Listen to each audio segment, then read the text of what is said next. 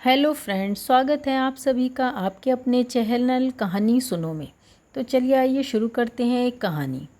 एक आदमी ने एक बहुत ही खूबसूरत लड़की से शादी की।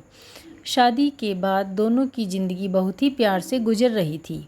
वह उसे बहुत चाहता था और उसकी खूबसूरती की हमेशा तारीफ़ किया करता था।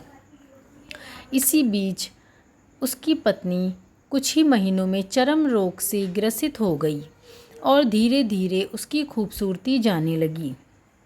इसी के बावजूद खुद को इस तरह देख उसके मन में डर समाने लगा कि यदि वह बदसूरत हो गई तो उसका पति उससे नफरत करने लगेगा और वह उसकी नफरत बर्दाश्त नहीं कर पाएगी। इसी बीच एक दिन पति को किसी काम से शहर से बाहर जाना पड़ा। काम खत्म कर जब वह घर वापस लौट रहा था तो उसका एक्सीडेंट हो गया और उसमें उसकी दोनों आंखें चली गईं। लेकिन इसके बावजूद भी उन दोनों की ज़िंदगी सामान्य तरीके से आगे बढ़ती रही। समय गुजरता रहा और वह अपने चर्म रोग के कारण बहुत ही बदसूरत हो गई।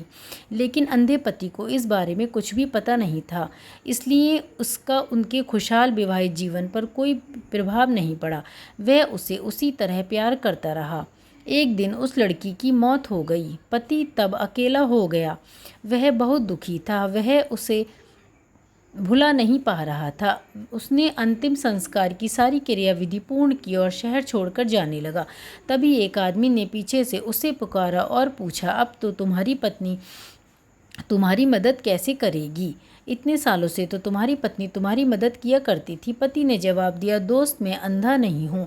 मैं तो बस अंधा होने का दिखावा कर रहा था जिससे मेरी पत्नी को दर्द ना हो, क्योंकि यह उसके चर्म रोग से भी ज़्यादा दर्द देता। इसलिए मैंने उसके सामने अंधे होने का नाटक किया।